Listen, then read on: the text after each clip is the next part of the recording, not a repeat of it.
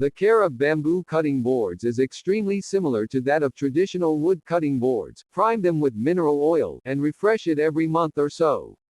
Wipe with oil, let sit for a while, perhaps 15 to 20 minutes, wipe off. Wash only with mild soap, and rinse and dry immediately. Wipe off and let air dry. Don't put in a dishwasher. If using for raw meat, you can sanitize with a very dilute bleach solution, about a teaspoon of liquid bleach per quart of water, 5 milliliters per liter.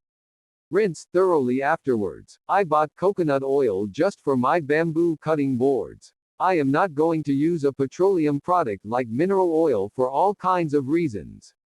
I can't use any dish soap, so I did research on cleaning. I want my dishes to be at least as clean as ones washed with dish soap. I learned that it is not the product used, it is the rubbing motion that does the cleaning. So I wash things with baking soda dissolved in hot water. I use it for pretty much everything.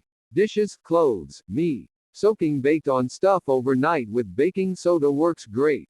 Probably not for my cutting board though. I also use vinegar and water. I don't use the baking soda and vinegar together for things other than laundry.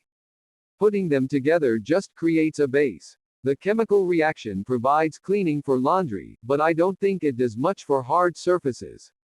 Vinegar was used in hospitals in England during the cholera epidemic.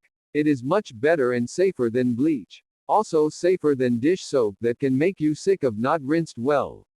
I have had wood cutting boards warp from getting too wet. I have just set them with the warp up and steamed them from the bottom with a weight on top. Straightened quite well.